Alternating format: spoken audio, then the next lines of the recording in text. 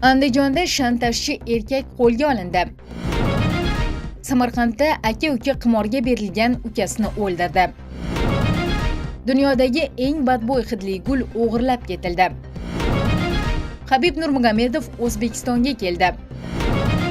AQShda Trampga qarshi namoyishlar boshlandi. Qozog'istonda erkak 26 ta ruchkani yutib yubordi. Shu va boshqa muhim xabarlarning to'liq tafsiloti suratdagi Haqiqat kanalining hafta dayjestida.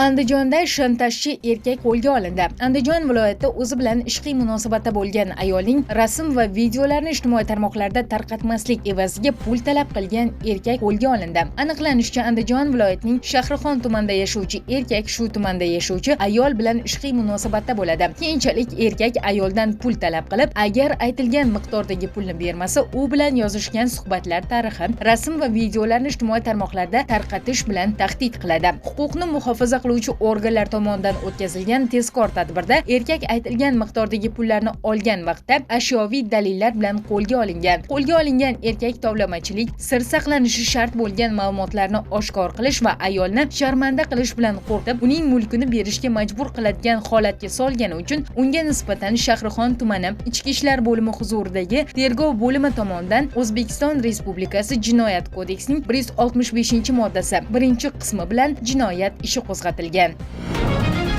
Samarqandda aka-uka qimorga berilgan ukasini o'ldirdi.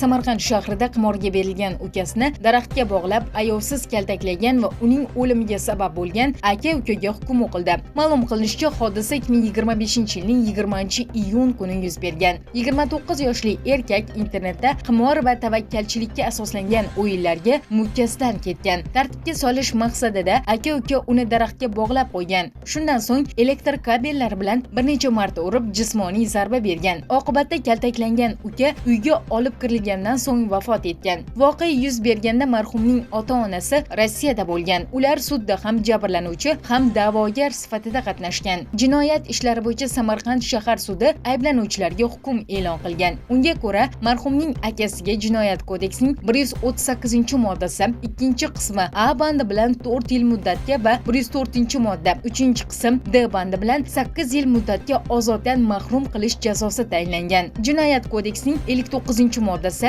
2-qismi tartibida jinoyatchilar majmuiy tariqasida tayinlangan jazolarni qisman qo'shish yo'li bilan uzil-kesil jazo o'tash uchun 8 yil 6 oy muddatga ozodlikdan mahrum qilish jazosi belgilangan. Akasining o'limiga sababchi bo'lgan ukaga esa 6 yil 6 oy muddatga ozodlikdan mahrum qilish jazosi tayinlangan.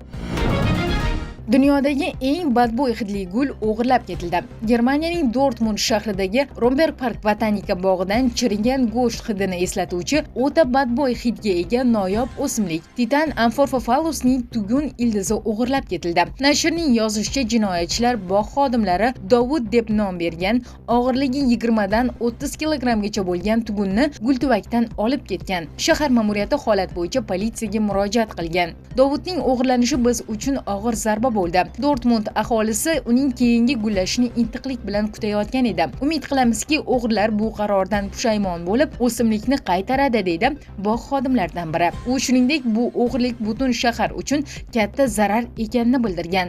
Dortmund hokimiyati ma'lumotlariga ko'ra, 2018 va 2021-yillarda o'simlik gullagan paytda botanika bog'iga minglab odamlar tashrif buyurgan. Ma'lumot uchun, Dovud noyob o'simlik bo'lib, u juda kam va qisqa muddat gullashi bilan ajralib turadi. Bu jarayon bir necha yilda bir marta sodir bo'ladi va atiga bir necha kun davom etadi. Shu bilan birga u dunyodagi eng katta gul to'plamiga ega hamda chiriyotgan go'sht hidiga o'xshash o'ta kuchli hid taratadi. Bu o'ziga xos hid hasharotlarni tabiiy muhitda o'lik tanalarda tuxum qo'yuvchi changlatuvchilarni o'ziga jalb qilish uchun xizmat qiladi. Habib Nurmagomedov O'zbekistonga keldi. UFC'ning sobiq mutlaq chempioni, aralash jang san'ati yulduzi Habib Nurmagomedov O'zbekiston aralash jang san'ati assotsiatsiyasi taklifiga binoan Toshkentga keldi. Tashrif doirasida Habib Jar sport majmuasida joylashgan assotsiatsiya markaziy idorasi faoliyati bilan tanishdi. Majmuada taniqli sportchini O'zbekiston aralash jang san'ati assotsiatsiyasi raisi, Ichki ishlar vaziri Aziz Toshpo'latov, Milliy olimpiya qo'mitasi raisining birinchi o'rinbosari hamda Osiyo olimpiya Olimpiya kengashi vitse-prezidenti Otabek Umarov, O'zbekiston aralash jang san'ati assotsiatsiyasi rahbariyati, O'zbekiston terma jamoasi murabbiylari hamda sportchilar kutib oldi. Tashrif davomida Habib O'zbekistonda aralash jang san'ati rivoji, sportchilarning tayyorgarligi va infratuzilma bilan tanishdi. U sportchilar bilan uchrashuvda o'z tajribasidan kelib chiqib tavsiyalar berdi hamda O'zbekiston sport salohiyatini yuqoriligini ta'kidladi. Hozirgi kunda O'zbekiston boks sportida dunyoda yetakchilik qilib, eng ko'p oltin medallarni qo'lga kiritayotgan davlat sifatida timsollanib kelmoqda. Ishonamanki, agar o'zbekistonlik yoshlarga boshqa sport turlarida, xususan aralash jang san'atida sharoit yaratilib, to'g'ri yo'nalish berilsa, yaqin kelajakda dunyo sahnasida kuchli sportchilar orasida yetakchilik qilishadi, deydi Nurmagomedov uchrashuv chog'ida. Habib yosh sportchilar bilan muloqotda motivatsion so'zlar aytib, ularga sportda intiluvchanlik va mehnatsevarlikka targ'ib qildi. Ma'lumot uchun 36 yoshli Nurmagomedov 2020-yilda amerikalik Justin Gaethje ustidan g'alaba qozonib, UFC'dagi faoliyatini tugatgan edi. Habib UFC'da o'z hisobiga 26 ta g'alaba yozdirib qo'ygan va birorta jangda mag'lub bo'lmagan. Yaqin vaqtgacha u o'z jamoasidagi ba'zi jangchilarga murabbiylik qildi.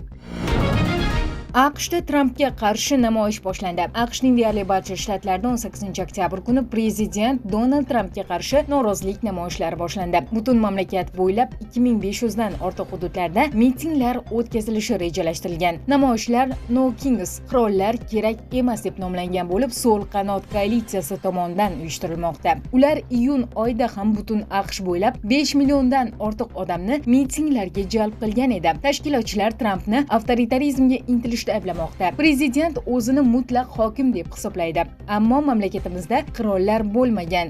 Biz zo'ravonlik, korrupsiya hamda tartibsizlikka qarshi kurashdan to'xtamaymiz, deyiladi No Kings harakati saytida. Respublikachilar esa bu namoyishlarni tanqid qilmoqda. Tramp tarafdorlari aksiyani Amerikani yomonlash namoyishi deb atamoqda. Ba'zi shtatlar gubernatorlari Milliy gvardiyani tayyor holatga keltirgan. Namoyishlar fonida Donald Trump Fox News telekanaliga bergan intervyusida o'ziga nisbatan qirol deb aytilgan gaplarga munosabat bildirgan. Bu teatr emas, ular meni qirolga o'xshatishyapti, lekin men qirol emasman, degan Tramp. AQShdagi namoyishlarni qo'llab-quvvatlab Yevropaning bir qator shaharlarida, jumladan Berlin, Madrid va Rimda ham odamlar miting uyushtirmoqda.